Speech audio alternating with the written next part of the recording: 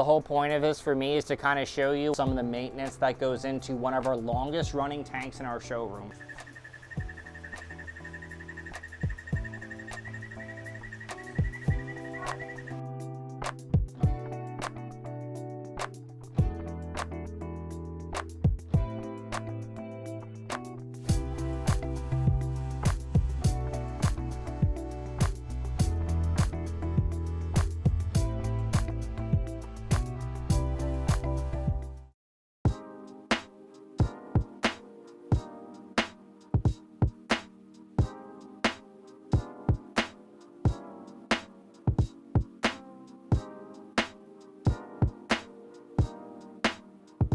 What I have in front of me here is a Tetra Fauna 75-gallon deluxe habitat. Now, this was originally made by Ron Tremper. If you guys know, he's one of the OG godfathers of breeding leopard geckos in our industry. And with this habitat, we sell these in our point of sale all the time. So what resides in here is our group of mint Terriblis. These phylobates are from South America, specifically Colombia. And they are probably one of my favorite specimens that I have here in my showroom. And the reason I'm showing you guys this tank is because we have to do a little bit of pruning. I got some new cuttings from the Houston Terrarium Society that were grown for me that I'm gonna be putting in here. And I just wanted to show you guys how well a substrateless tank can do if maintained in the proper conditions. So for starters, you can see we have a bulkhead here and we have a bulkhead here. These are open bulkheads, and when it's time to drain, we just pull the plugs out. And when the water level gets to here or higher, it'll drain down to this point. It helps make sure that we don't have any stagnant water or really nasty anaerobic air pockets. The initial drainage layer that goes about a ½ an inch above the highest point of the bulkhead, we are using HydroGrow version 2. And then on top of the HydroGrow version 2, we put a screen. Then we put HydroGrow version 1 on top of that. And then we did a very, very fine layer of the fluval substratum right here. Now, this is a fish aquarium substrate, but it works extremely well when used on top of the HydroGrow. And then on top is a thick layer of leaves. We did a mixture of shredded Colombian leaf litter, shredded mango, shredded avocado, and shredded catappa leaves when we initially seeded this habitat a really long time ago. I really can't tell you when, as well as live oak. I just topped it off with some fresh leaf litter. We have to top off this tank, I'd say every 4 to 5 months, because the leaf litter completely breaks down. You can see we have 2 of our 22-inch Glow and Grow LEDs hooked at the very top with our LED props. And of course, this tank is hooked up to a Mist King Ultimate system like the rest of our dart frogs. There's a total of 4 nozzles in here. It is misted 3 times a day from 30 seconds to a little over a minute. It really depends on what time of the day it is for when that schedule kicks in. We have a solid glass top on both, here and here, which covers the entire top. The only ventilation this tank is getting is this front ventilation here.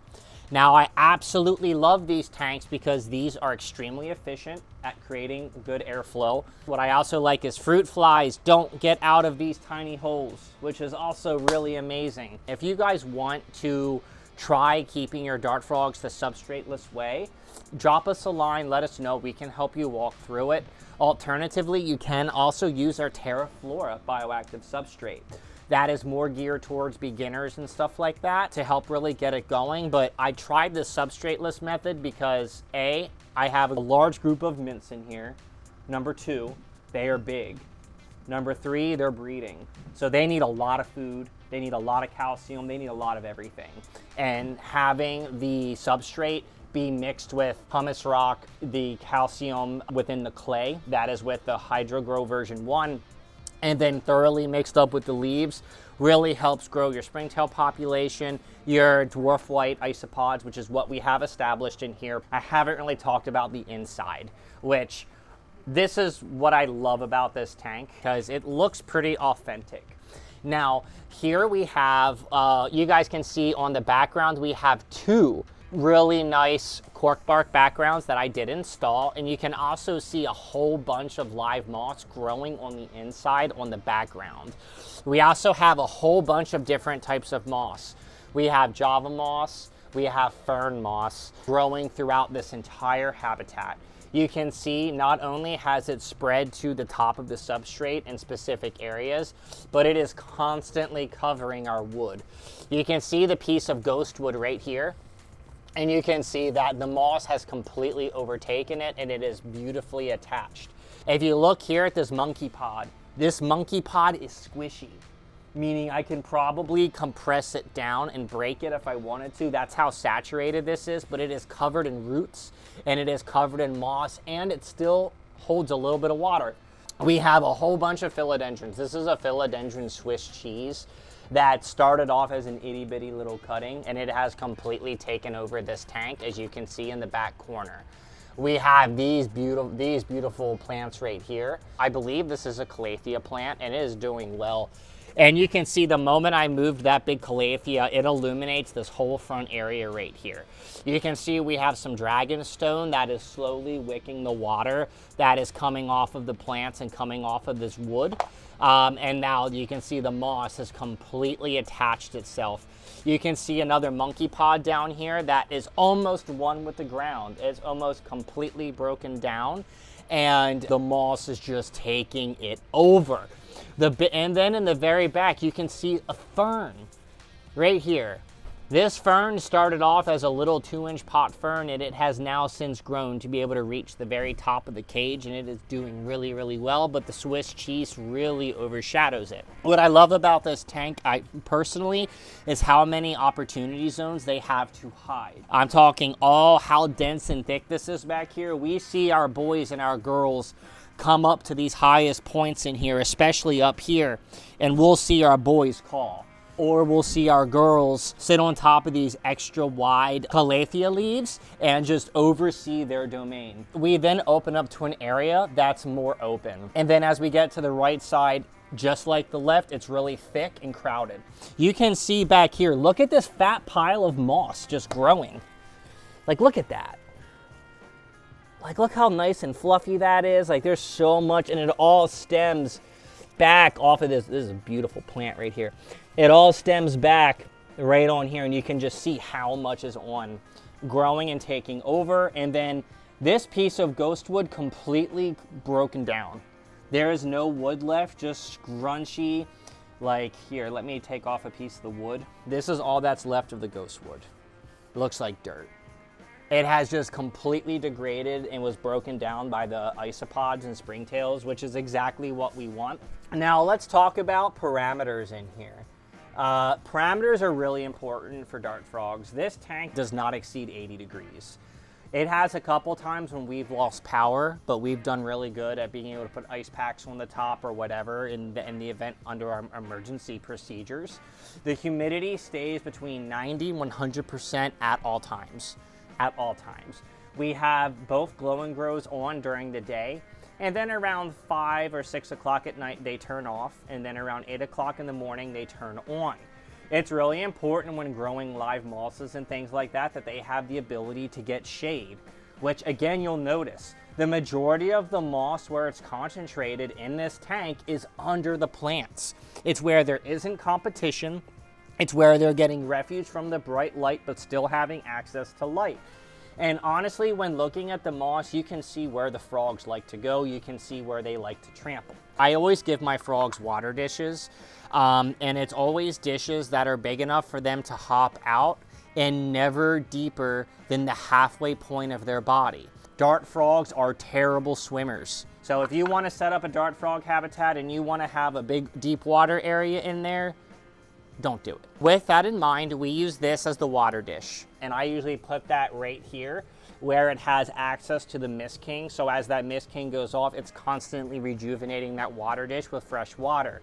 You can also get this benefit by utilizing epiphytes like bromeliads or other types of plants that hold water in their axils. Those create opportunity zones, whether it's rehydration, whether it's a spot to lay their eggs or to raise their young. A lot of rainforest species will utilize those opportunity zones.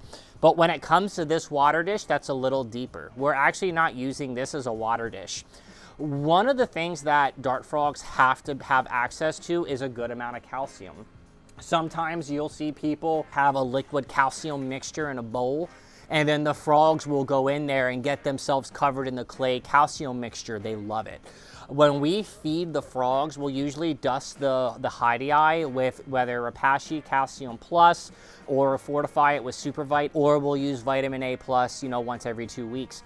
But whenever we do feed, we'll usually put most of the hydei in this dish with the calcium. So if the frogs hop in the dish, not only are they eating and ingesting the calcium or multivitamin, they will also be able to absorb it through their skin. What this also helps prevent is your moss getting bleached. If you dump calcium powder on your moss, it will turn it yellow and it will kill it every single time.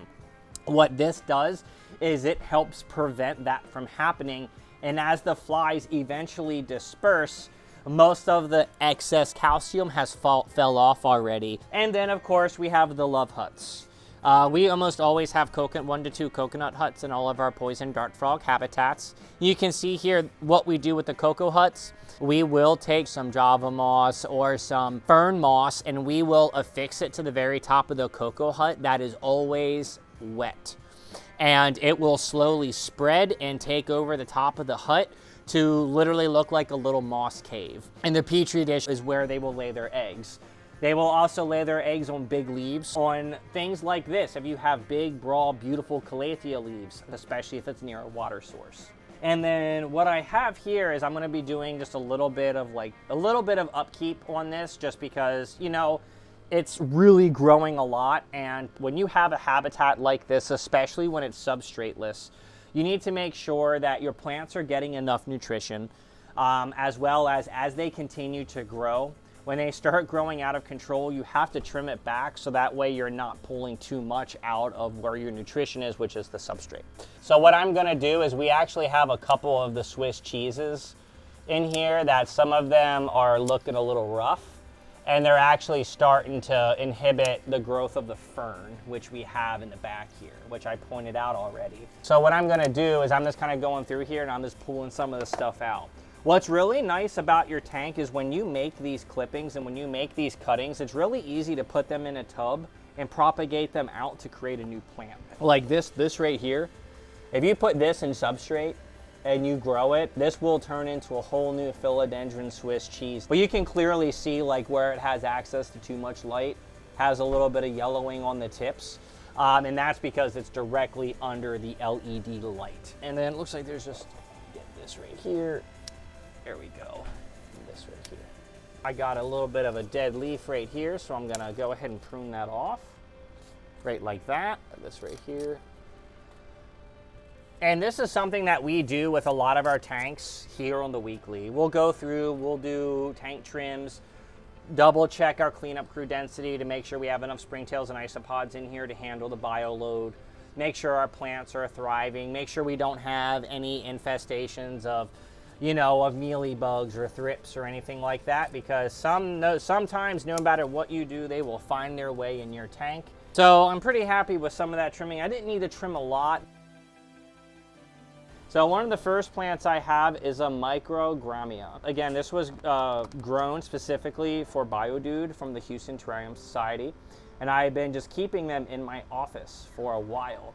This is clean soil. So what I'm going to do is I'm just gonna go and take this and I'm gonna just get as much of this off as possible. And when you have these really delicate plants like this, because you see there's perlite in here, and I don't want that perlite to get in this tank like at all.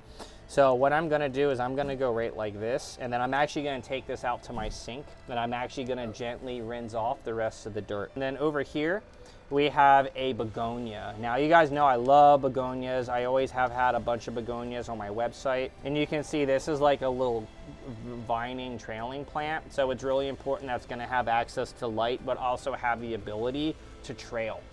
So what I'm gonna do is I'm just gonna go here. And you can see, like, look at this. There are so many root systems growing in this substrateless mix, it's not even funny. I'm gonna put that right there. And then last but not least, we have another microgramia. And this is more of a vining plant, which I'm pretty excited for. It was really awesome for them to give these to me after my presentation. You guys saw that video I uploaded a couple months ago. That's how long these have been growing in my office. I've just been waiting for the right time to use it. If you look at the little outshoot right there, that's pretty cool. Now this is a similar principle. I'm gonna go and I'm gonna put the roots right in here. There we go. This is gonna be near the water dish. Now what I'm expecting this to do is essentially start creeping and kind of working its way here around the base of this calathea, and we're gonna see how it does. I love, love, love Java moss, and you guys know I've been using Java moss in a lot of my builds for a very, very long time. Now, we can clearly see like there is not a whole bunch of space to be able to put more moss, but what I do see an opportunity is the background. So there's just a couple areas in the background that I know like we'll be able to benefit to get some of this to attach and grow, because this portion of the background is always wet. So what I'm gonna do is I'm actually just gonna stick some of this onto the background. And if some of it falls, that's okay. Your frogs are gonna mess with this background. The frogs are gonna climb on it. The frogs are going to inevitably knock some of it down, and that's okay. You know, the whole part of the environment is for them to be able to use it, explore it, and to benefit from it. And then here we have a whole bunch of baby's tears cuttings. Now this stuff grows like a weed. You don't even really have to plant the stems into the dirt. As long as the bases here have access to soil, they'll change their direction and they're gonna grow up. And I'm actually gonna put the baby tears right here. I'm actually gonna spread it in this little open section right here. So my hope is that because this is a mild shade area, it's in the middle, as long as it doesn't get trampled on by the Terriblis, it's going to start working its way and growing alongside the moss. So remember guys, moss hates competition. It likes its own unique individual area to grow. My hope is that the moss and the baby tears will be able to grow together to create a nice little mixture between here and here, and I think that's going to look legit.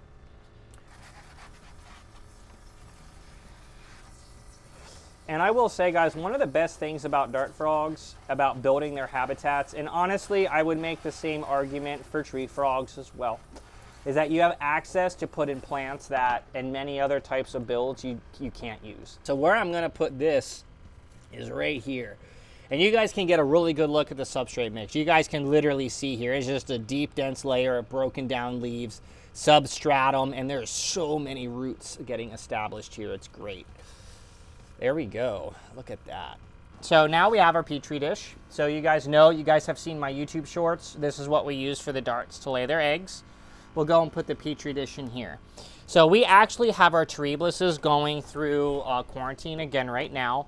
Part of our process here at the Dude is about every 2 quarters to every 4 quarters, we will pull the frogs out of their habitat and we will worm them. We worm them for nematodes, we worm them for any other possible issue that they may have that they can just develop that load and more in excess over time. And that is just so that way we can maintain the long-term health of our animals. With these plants getting established, we're gonna be looking at them pretty closely the next couple days. We're gonna look for browning, we're gonna look for yellowing, and then of course we're gonna look for rot. If we notice any of those 3 things, we're going to immediately change it so that way we can facilitate whatever change that we need. A lot of times on the internet, you will see these beautiful, perfect looking terrariums. They have $2,000 in orchids in them and all these other crazy, beautiful plants. And that is definitely a goal as a keeper that if you want that to be your goal, then you should go for it. But for the general person, it's unrealistic. Just because you may not have a green thumb and you don't want to create this crazy showstopper that looks immaculate, you can still get a tank like this that, in my opinion, looks just as nice. That wasn't near as hard. The whole point of this for me is to kind of show you some of the maintenance that goes into one of our longest running tanks in our showroom. I think the longest running dirt in our showroom right now is our ocellated skinks, which that dirt has been used since 2015 or 2016. It is just great that this tank has been going for as long as it has, and you can just see the extensive root systems in the base and everything. And then on top of our maintenance, what we'll do is we will almost always do custodian top-offs. When you're having these tinctoriuses and you're, like I said, these phyllobates that eat a lot of food, you really need to make sure that there is a high springtail load and isopod load in there at all times, because these frogs eat all the time. So that is one of the things that is really important. We'll top off some isopods. So we have about 100 dwarf white isopods in here. Here we go. And then I'm gonna take them and I'm actually gonna put them under the feeding dish where all the fresh leaf litter is. I'm just gonna dump them like this and then spread them. And I'm gonna gently place the lid, or place that right on top. If you have any terrariums, it should be a staple that every quarter you're doing substrate checks, making sure that your substrate isn't turning into an anaerobic bacterial pit, that we're checking our cleanup crew populations, that we're checking the health of our plants. And then of course, we're looking at the body score of our animals. Because a lot of times with amphibians and some of these other delicate animals, by the time you realize there's a problem, it is already too late. When you build your tank, guys, it's not always about the aesthetic. It's about the function of your animal and how they are going to utilize the tank that you built for them. But we raise our phylobate tadpoles communally, unlike our tinctoriuses, which we have to raise individually. But like arotuses, you can raise communally, and they seem to do really well as well. You can see we have a whole bunch of beautiful moss growing on this dragonstone here, and then we have some petrified wood in the very back, and then we have a little bit of hair algae and some snails, but I'm not tripping. But what I'm actually going to do is I'm actually going to give some of the tadpoles some food, and let's see if they want to come out to play. So our tadpole food, it's a whole combination. There is a little bit of astaxanthin in there, as well as some sinking fish food and some floating fish food. All different protein variations, as well as it being fortified with spirulina. We try to make sure to give our tadpoles a really healthy and balanced diet, while making sure that if we're raising them large and communally, that they are all getting, access to all the food they need, as well as this tank has multiple exit points from the water. So if for any reason we see a frog that is wanting to morph out and he can't climb the glass, which most of them aren't that great at when they're born, they have this nice fluffy moss ramp on here for to soak their little fat bodies on there. So when they emerge out of the water, it's nice and wet, and it allows them to make that transition a little bit better. And you can see one of them is already wiggling their fat bodies, and you can see the Tumu. She has noted my presence, and she has noted that I fed the tadpoles, and she is clearly unhappy with my decision to not feed her. So we'll probably have to remedy that at some point. But yeah, you can get a really good look. We have so many phylobate tadpoles, and one of them decided to come to the front. But we have multiple tanks of these guys growing, so it's really awesome to have here. Again, guys, my name is Josh. I'm the owner and founder of the BioDude. I know this wasn't a build video. I want to start showing you guys what our long-term successes here look like. What we want is for anybody to get into this community and be successful. I really hope you guys enjoyed this video. If you have any questions, please drop a line. We'll be sure to answer them in the comments. Please hit that like and subscribe button. And I really appreciate everybody's support. The dude abides.